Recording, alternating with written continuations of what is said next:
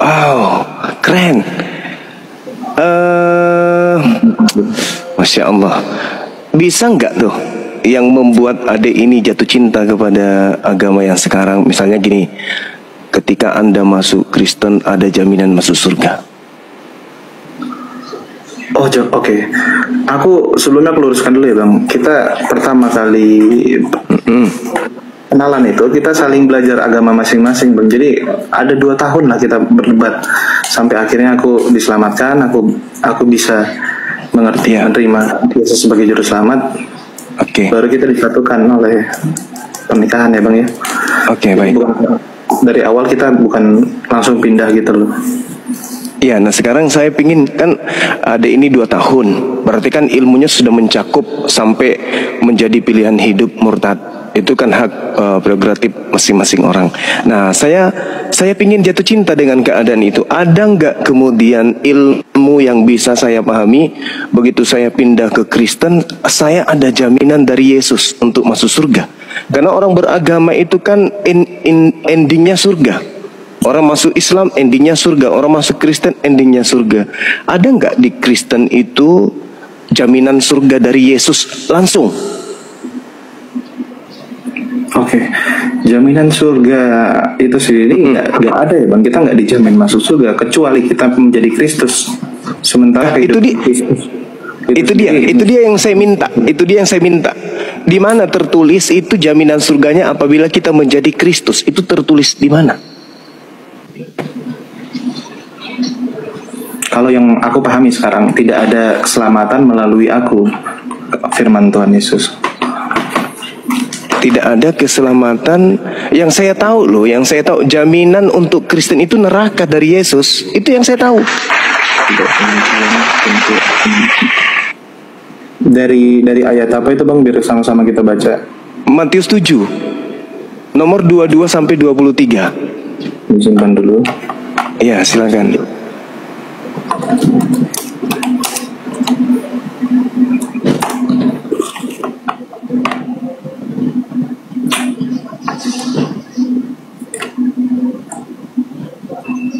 Oke.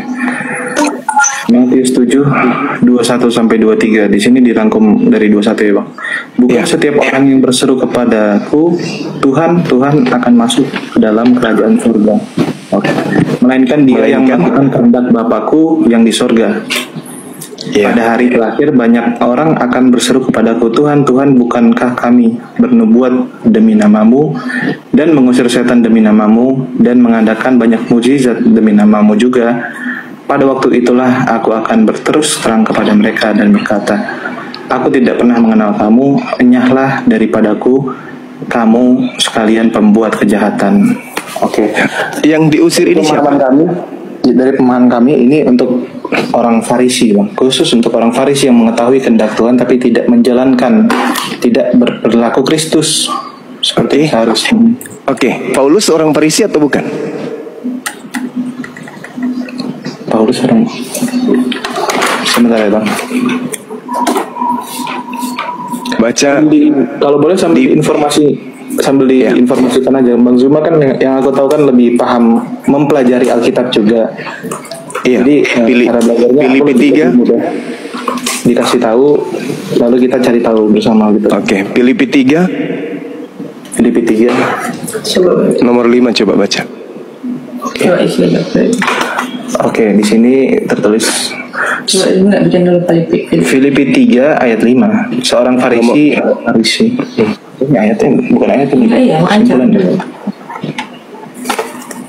Nomor 5 ya, nomor 5 bukan ayat. Kalau ayat itu Al-Quran. Nomor 5. Terus ada tanyanya, kalau kamu sebelum pengikut Allah, kamu pengikut Allah enggak? Tapi setelah kamu menjadi pengikut Allah, kamu pengikut Allah enggak? Iya, pengikut Allah. Itu istilahnya sederhana gitu. 2 di situ dia banyak Bang.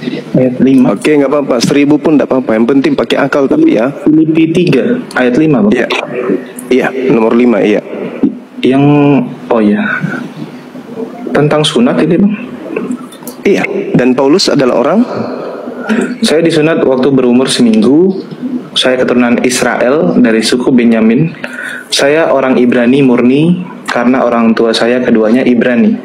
Saya juga anggota kelompok Farisi, sehingga jelas bahwa saya sangat menaati semua hukum Taurat saat itu ya. Oke. Saya begitu semangat berjuang mempertahankan agama Yahudi sehingga pernah menganiaya orang-orang yang percaya kepada Yesus. Oke, sekarang yang mengaku Farisi di sini Paulus kan? Iya, pergumulannya dia pernah menganiaya orang. Oke. Sekarang ketika adik tadi membaca Matius 7 nomor 21, kan ungkapan saya, jaminan Yesus terhadap orang Kristen itu adalah neraka, kan gitu ya. Kenapa saya katakan neraka? Karena orang jahat. Di dalam Matius 13 nomor 5, orang jahat itu dilemparkan ke dalam api neraka. Setahu saya, yang memanggil Yesus Tuhan itu Kristen, yang bernubuat, mengusir setan, bermujizat pakai nama Yesus itu Kristen, tak ada yang lain. Orang Yahudi kagak. Itu yang pertama. Yang kedua, di data 21-nya, melainkan yang melakukan kehendak Bapa. Kehendak Bapa itu perjanjian baru atau perjanjian lama? Di kitab apa itu, Bang? Enggak, sekarang pertanyaan saya, kehendak Bapa itu tertuang di perjanjian lama atau di perjanjian baru? Yang ada perjanjian baru. Ada di keduanya ya. Di mana Bapak berfirman ke Lukas, Bapak berfirman ke Markus, Bapak berfirman ke Paulus? Bapak bilang anakku. Ada enggak Bapak pernah berfirman kepada penulis kitab Wahyu? Di perjanjian baru. Bapak langsung Kitab Lukas. Bapak langsung ngomong ke? Iya. Di mana Bapak ngomong kepada Lukas? bilang aku yang kehendaki, kepada dialah aku berkenan, apa yang ada dikatakan itu yang aku katakan. Itu ada di Alkitab. Bukan ada di kitab pertanyaannya kan harus kehendak Bapak, bukan kehendak Lukas. Kehendak Bapak, melainkan mereka yang melakukan kehendak Bapakku yang ada di surga, bukan Bapakku yang ada di Antioquia. Kalau Bapakku yang ada di Antioquia itu Paulus, yang di surga itu bukan Paulus. Sedangkan Kristen menyembah Yesus itu kehendak Paulus. Bingungnya ada dua orang berbicara. Oke, jadi yang masuk ke dalam surga itu adalah yang melakukan kehendak Bapa, bukan kehendak Paulus. Nah sekarang endingnya untuk dipelajari, penyaliban ini kehendak Bapa atau kehendak iblis? Ada banyak peran di situ ya Bang. Kehendak, kalau takdirnya memang kehendak Bapa ya Bang. Nah mana dalilnya?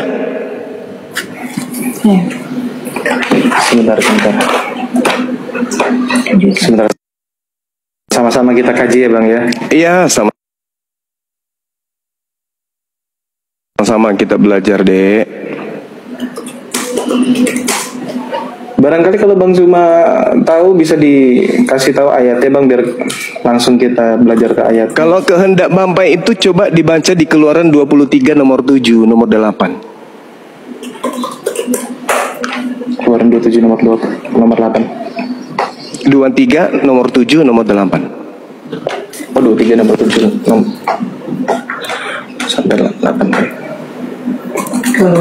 Keluaran 23 nomor 7 ayat 7 sampai 8, tapi sampai 10 ya coba biar ada lanjutannya.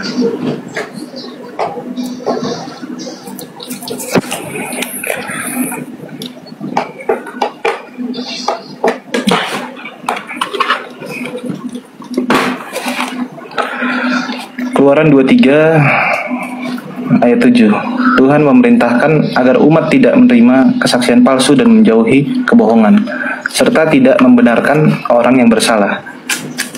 Selanjutnya, tidak boleh menerima suap karena suap dapat membutakan orang yang bijaksana dan merusak perkara yang benar. Yang dibaca ini versi tahun berapa? Terjemahan baru Jepang. Terjemahan baru. Haruslah kamu jauhkan dirimu dari perkara dusta. Orang yang tidak bersalah dan orang yang benar tidak boleh kamu bunuh.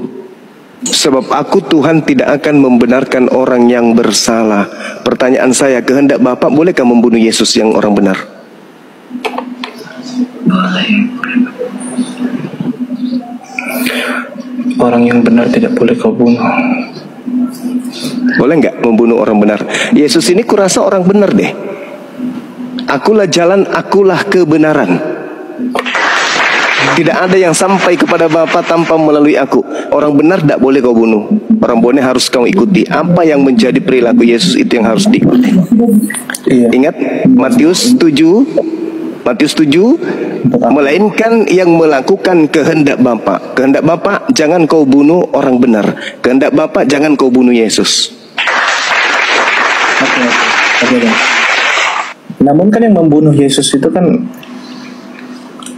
bangsa Romawi itu sendiri, Bang, dan Ya, bangsa Romawi cuman eksekutor. eksekutornya ya. Nah, siapa yang menginginkan pembunuhan terhadap Yesus? Bapak. Kehendak Bapak itu, Bang. Mana dalilnya? Tadi kan kita sudah lihat Keluaran 23. Mana dalilnya kehendak Bapa? Amsal 6 nomor 16, 6 perkara yang dibenci oleh Tuhan, bahkan 7 kekejian di dalam hatinya. Di antaranya adalah menumpahkan darah orang yang tidak bersalah.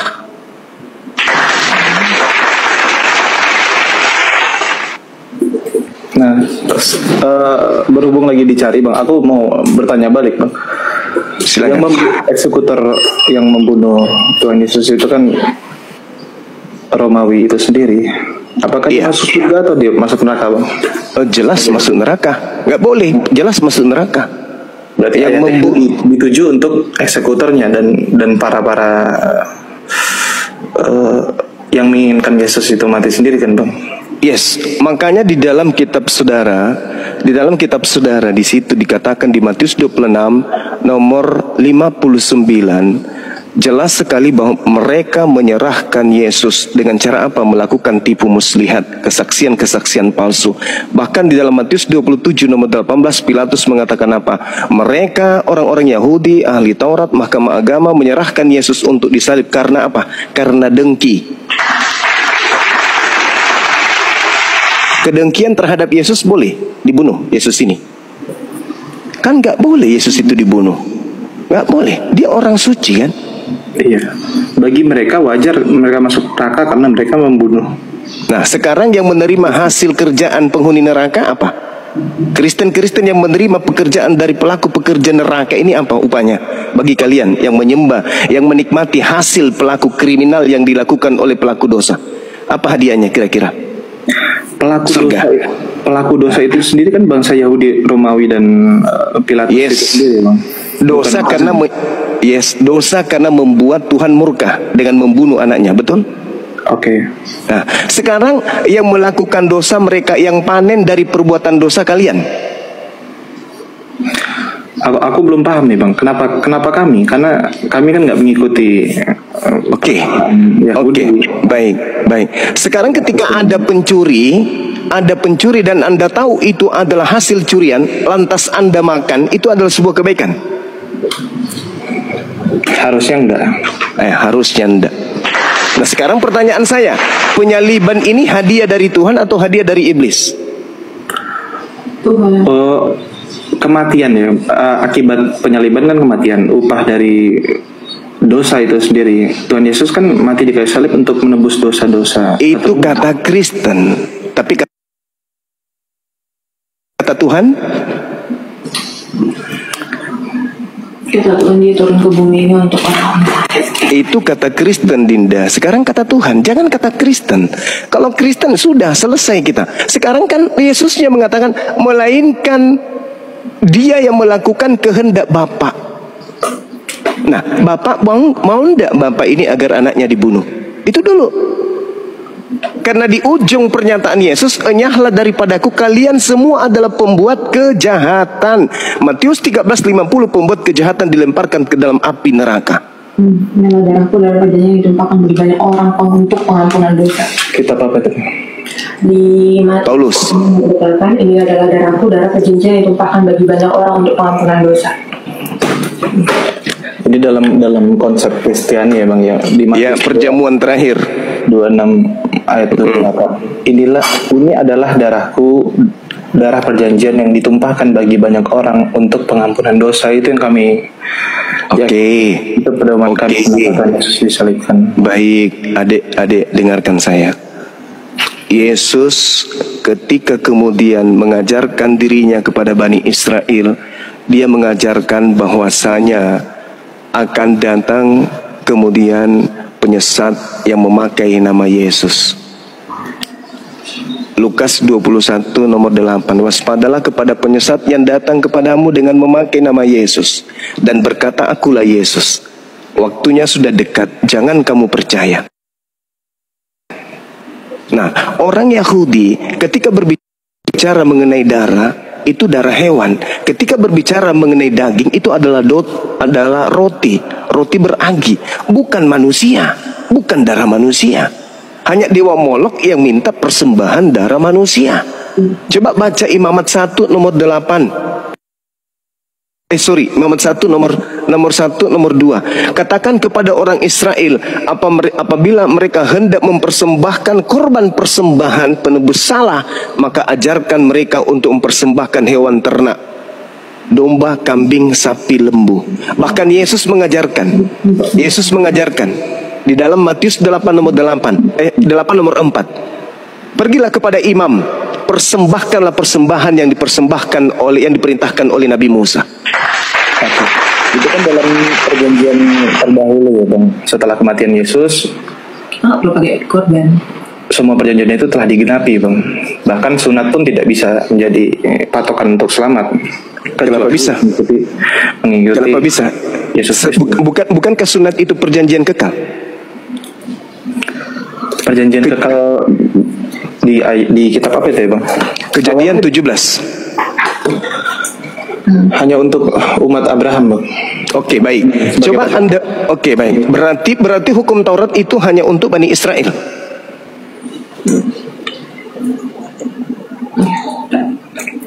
Berarti hukum Taurat ini hanya untuk Bani Israel. Maksud ayat apa tadi? Ayat berapa? Kejadian 17. Kejadian. Iya.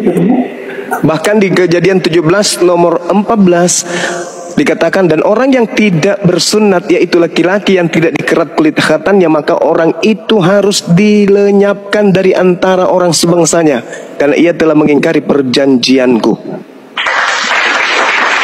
Jadi berdasarkan Kejadian 17 ini, orang Kristen itu sebenarnya harus dibunuh semua, karena mereka tidak bersunat, karena mereka membatalkan perjanjian kekal Tuhan. Untungnya aku salah satu orang Kristen yang udah bersunat ya. Nah, kalau sudah bersunat pun bahaya. Galatia 5 nomor 2, barang siapa yang menyunatkan dirinya Yesus Kristus tidak berguna baginya. Ayo, mau kemana? Mau kemana? Ini kita baca yang Kejadian 17 dulu ya Bang. Iya, silakan. Belum ku cari Bang. Kejadian 17. Ayat berapa tadi Bang? 14.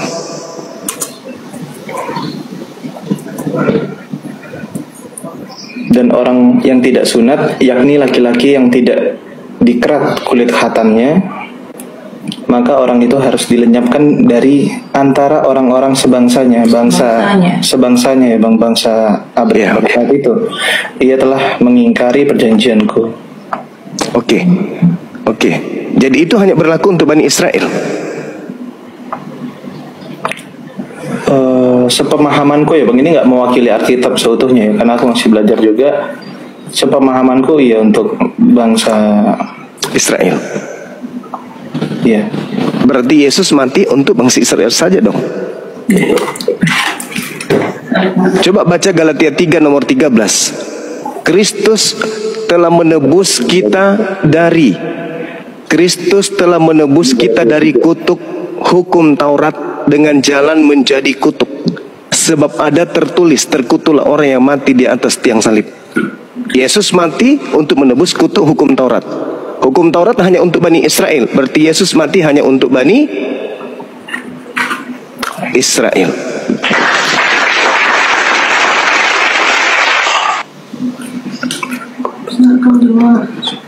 Setahu aku kan hukuman mati di kayu salib itu kan memang hukuman pada zaman itu ya Bang ya. Iya, yang dihukum dalam Al-Quran surah Al-Ma'idah ayat 33, yang dihukum salib itu adalah orang terkutuk, orang yang membenci Tuhan, orang yang membenci utusan Tuhan. Al-Ma'idah ayat 33. Ulangan 21 nomor 22-23 yang dihukum salib itu adalah orang yang dikutuk Tuhan. Al-Quran dan kitabnya Yahudi sepakat bahwa yang disalib itu adalah orang terkutuk. Iya. Oke. Tapi yang hukum itu Menurut mereka ya. Menurut Al-Quran dan menurut ulangan kitabnya Yahudi, orang terkutuk yang mati digantung di salib. Menurut Paulus juga demikian. Menurut Pilatus kan Yesus ini kan yang terkutuk ya Bang. Tapi kan kenyataannya kalau bagi Tuhan sendiri itu bukan orang yang terkutuk. Bahkan Ulangan 21 nomor 22-23. iya, di sini tertulis terkutuklah orang yang mati di kayu salib. Iya. Namun kan yang mengutuk Tuhan Yesus itu kan manusia itu sendiri, manusia dan iblis, Bang. Dari mana dalilnya? Kita tidak mau kepada Tuhan Yesus. Dari mana dalilnya? Ditangkap hingga disalibkan, Bang. Itu kan bukan kemauan Tuhan. Kemauan Tuhan. Berarti itu yang dikutuk mereka itu kan bukan kemauan Tuhan, bukan orang yang dikutuk. Nah ini yang dari tadi saya minta dalilnya, di mana Tuhan ingin membunuh Yesus. Bisa tidak kita lihat di dalam Kejadian 8? Sorry, di Yohanes 8. Yohanes 8. Iya. Yang ayat berapa? Ayat berapa? Ayat 37 deh. 37. Ya, 37, 38, 39, satu perikop lah. Baca dari 37.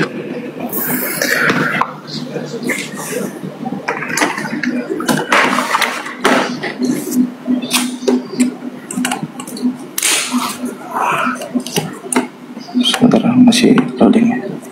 Aku bisa bilang begitu karena bukti kenapa Tuhan Yesus bukan orang yang terkutuk, dia bisa bangkit lagi di hari ketiga, Bang. Yang bangkit hari ketiga itu bukan Yesus tapi iblis. Saya bisa buktikan.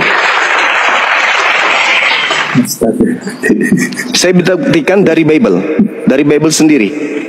Aku belum tahu itu, Bang. Bisa makanya. Bisa, Bang. Bisa.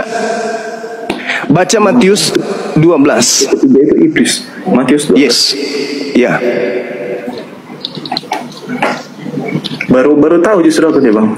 Nah, maka dari itu Al-Quran mengatakan wa iyad'una illa syaitanam marida, yang mereka sembah adalah setan yang terkutuk. Siapa yang terkutuk digantung di salib? Sembahan Anda kan? Nah, mari kita buktikan kalau itu adalah Matius 12. Matius 12 nomor 38. Nomor 38. Sampai satu perikop. Ya.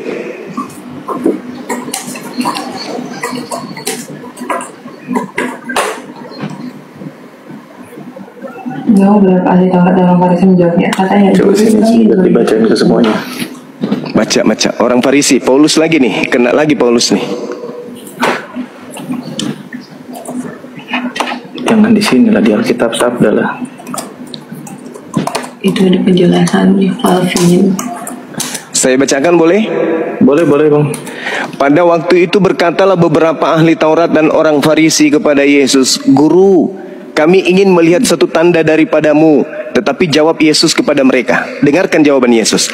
Angkatan yang jahat. Orang Farisi disebut angkatan jahat.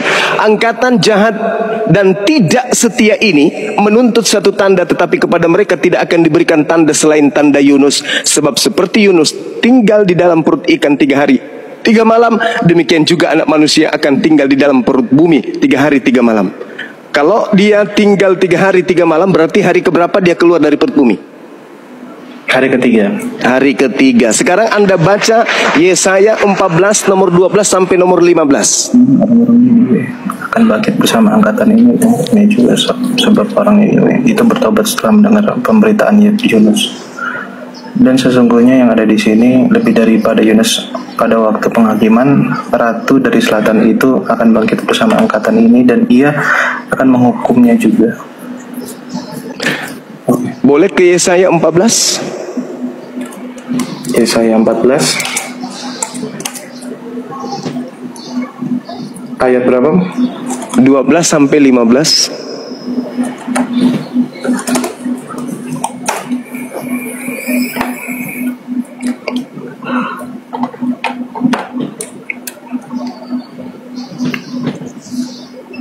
Oke, ya. Wah, engkau sudah jatuh dari langit, hai bintang timur. Siapa yang bintang timur? Baca Wahyu 22:16. Oh, sebentar dulu Bang. Ini ya saya 14 ini ada judulnya ini. Iya. Dari nomor. Ejekan tentang Raja Babel. Oke, ejekan tentang Raja Babel ya Bang ya. Siap. Wah, engkau sudah jatuh dari langit, hai bintang timur.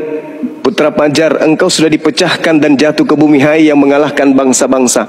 Engkau yang tadinya berkata dalam hatimu, aku hendak naik ke langit, aku hendak mendirikan tahtaku mengatasi bintang-bintang Allah, dan aku hendak duduk di atas bukit pertemuan jauh di sebelah utara. Aku hendak naik mengatasi ketinggian awan-awan, hendak menyamai yang maha tinggi. Sebaliknya, ke dalam dunia orang mati, engkau diturunkan ke tempat yang paling dalam di liang kubur. Pertama ini kan ditujukan untuk Raja Babel itu sendiri. Yes, Raja Babel. Tapi ini yang ceritanya adalah yang mau menyamai yang maha tinggi itu siapa? Oke. Bintang Timur. Pada masa itu Bintang Timur itu suatu gelar kan? Iya, gelar Lucifer. Kalau Anda lihat di versi KJP-nya itu Lucifer. Iya. Nah, sekarang Anda Wahyu 22 nomor 16. Siapa yang mengaku? Sama halnya dengan Al-Masih. Al-Masih ada dua Al-Masih yang kita yakini. Ada Al-Masih Ad-Dajjal, ada juga Isa Al-Masih. Iya, betul. Namun gelarnya tetap sama. Al-Masih Bintang Timur itu sebagai gelar bekennya lah pada masa itu. Iya. Iya, betul. Tetapi iya, saya paham. Tetapi kemudian ketika kita berbicara mengenai Al-Masih, mereka diberi gelar karena mereka keliling dunia. Mereka kemudian mendatangi orang-orang. Nah, ini dia yang bintang timur ini ingin menyamai Tuhan. Ini ingin menyamai Tuhan. Al-Masih tidak diberitakan kemudian turun ke alam maut, tetapi iblisnya ini turun ke alam maut. Yesus memberikan tanda angkatan jahat 3 hari 3 malam di alam kubur. Berarti ada kebangkitan. Sementara bintang timur yang nomor 8. Bintang timur yang dimaksudkan kepada Tuhan Yesus ini berbeda dengan bintang timur. Karena kan yang kita tahu malaikat pada hakikatnya membawa cahaya juga pada zamannya, Bang. Oke, baik. Baik. Boleh kita buktikan bahwa siapa yang datang di Pulau Patmos ngaku bintang timur, boleh ya? Babel yang menara yang ada. Sebentar lebih kamu kalau mau jawab, Bang. Sorry Bang, aku potong Bang. Ini tampaknya istriku bergebu-gebu, dia pengen join juga live ini. Boleh kita? Boleh. Yes, Bang. Boleh. Silakan. Mending aku denger dua obrolan ya. Oke, mungkin aku jelasin kali Bang. Ini on cam nggak ya? Nggak usah lah ya. Aku off cam aja karena aku nggak lagi bahas agama kalian kan. Jadi gini, itu kan penjelasannya tentang Menara Babel yang dimana yang dimaksud untuk menyamai Tuhan. Pada waktu itu Menara Babel dibangun tinggi banget dan mereka bilang mereka akan membangun menara itu sampai ke langit. Ya kan, kenapa dihancurkan?